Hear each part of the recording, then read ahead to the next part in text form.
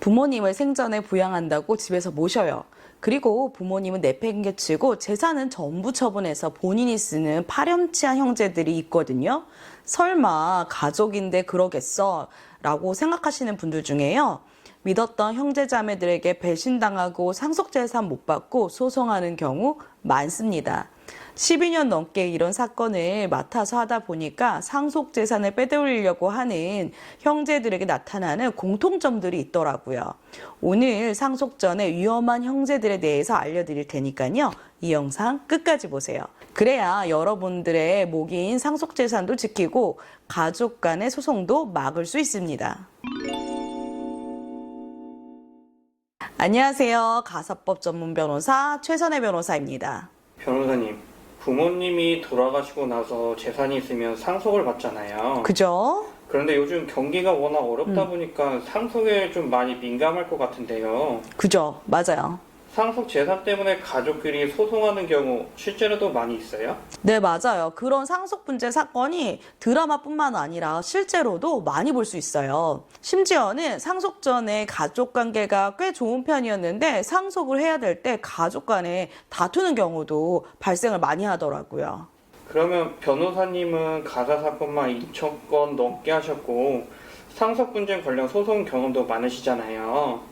어떤 사람이 상속 전에 재산을 빼돌리려 하는지 알 수 있는 방법이 있을까요? PD님도 잘 아시겠지만 제가 변호사 경력이 12년이 넘고 지방국세청에서 각종 심의위원회 활동을 하면서 상속 분쟁 관련 사건들도 많이 봤거든요. 그러다 보니까 상속 전에 재산을 빼돌리려고 하는 형제들에게 나타나는 공통적인 행동들이 있더라고요. 만약에 내 형제가 이렇게 행동을 한다면 주의 깊게 살펴보시고 미리 준비하셔야 됩니다. 첫 번째는요, 부모님을 갑자기 모시면서 못 만나게 하는 형제입니다. 형제 중에 한 명이 근처에 살면서 부모님을 지극정성이 모셨거든요. 그런데 다른 형제가 갑자기 나타나서 어느 날 납치하듯이 모셔가서 못 만나게 하는 거예요. 이런 경우에는 생전은 물론 사망 후에도 상속 분쟁 발생합니다.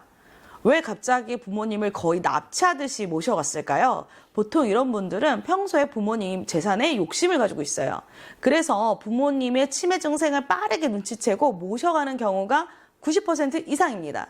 치매 정도에 따라 다르긴 한데 부모님 옆에 붙어 있으면서 계속 잘못된 정보를 주잖아요. 그러면 그 자녀를 믿는 경우가 대부분이에요. 그렇다 보니 다른 자녀를 만나게 되면 언제든지 입장을 바꿀 것을 본인이 가장 잘 아니까 다른 자녀는 물론 부모님의 친인척들도 못 만나게 해요. 전화 연락도 같이 사는 자녀 휴대폰을 통해서만 할 수 있게 하고요. 치매 노인은 과거에 대한 기억을 잘 못하시잖아요.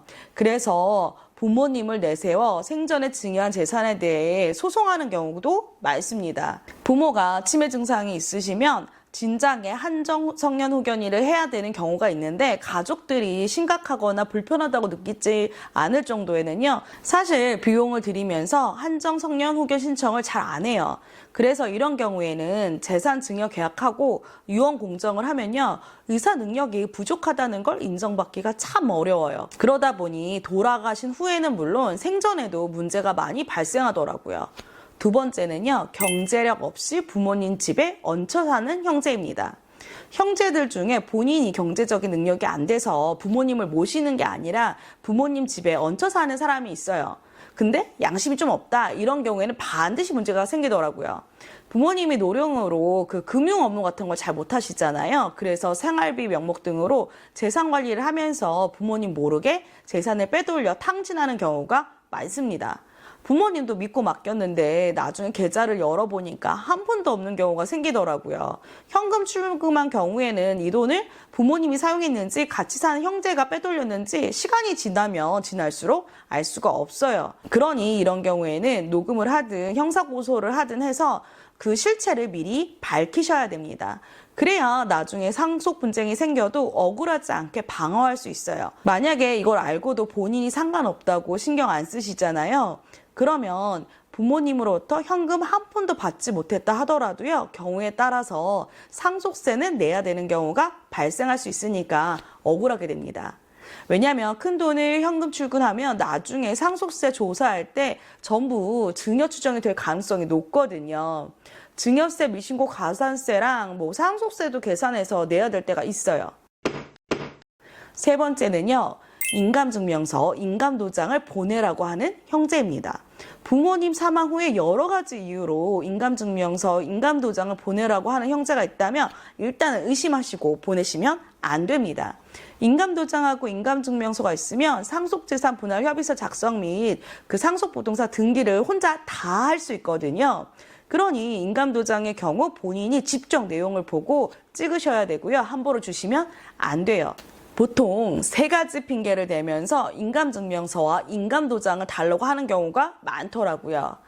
첫 번째는 부모님의 채무가 많아서 3개월 내로 상속포기 한정 승인해야 되니 인감증명서, 인감도장을 보내라고 겁주는 경우가 있을 수가 있어요.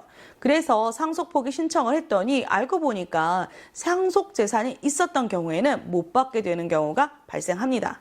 두 번째는요, 6개월 이내에 상속세 신고를 해야 되는데 만일 안 하면 가산세를 물어야 된다고 하면서 인감증명서, 인감도장을 다 보내라. 안 보내면 너가 가산세 다 책임져라. 이렇게 협박하는 경우가 있는데요. 그런데 이렇게 상속세를 신고하는 경우에는 개인이 하기가 어렵기 때문에 보통 세무사 다 선임하고 진행합니다.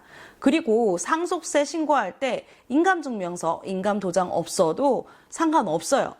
세 번째, 상속부동산 등기를 하는데 필요하니 인감증명서, 인감도장을 보내라고 하는 형제도 있을 수 있습니다.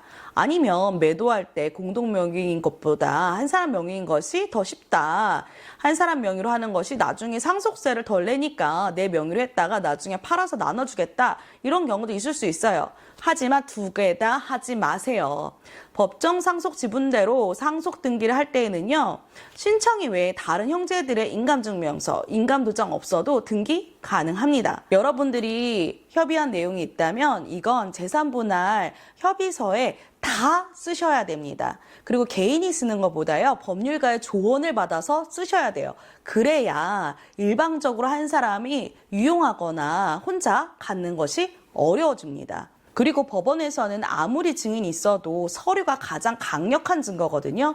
그러니 내가 인감도장을 안 찍었다 해도 잘 안 믿어줘요. 그러니까 함부로 인감도장, 인감증명서 주시면 안 됩니다. 모든 서류는 본인이 도장을 찍으셔야 돼요. 오늘은 상속 전 위험한 형제들에 대해서 알려드렸는데요. 앞에서 설명드린 것처럼 부모님 재산에 욕심을 내서 상속 분쟁이 발생하는 경우도 있긴 있지만요. 부모님이 상속에 대한 계획을 제대로 세우지 않았거나 어떻게 상속되는지 제대로 확인을 하지 않아서 자녀 중 일부가 부당하게 상속을 받게 되면요, 가족 간에 소송하는 경우가 많아집니다. 사전에 미리 알아보고 충분히 준비만 하면 가족 간의 불화도 미리 방지하고 소송까지 안 갈 수 있었던 사건들이 의외로 많더라고요. 상속 전에 이런 것들을 미리 알고 계신 분들은 저와 같이 법률과 세금을 잘 아는 전문가의 그 컨설팅을 받고 미리 준비를 하세요. 여러분들이 가족 간의 불화 없이 상속을 준비하셨으면 좋겠습니다. 그래서 다음 영상에서는 상속 분쟁이 발생하는 대표적인 사례를 알려드리려고 해요. 그러니까 구독, 알람 설정하셔서 상속 준비를 왜 해야 되는지 다음 영상을 통해서 확인해 주세요.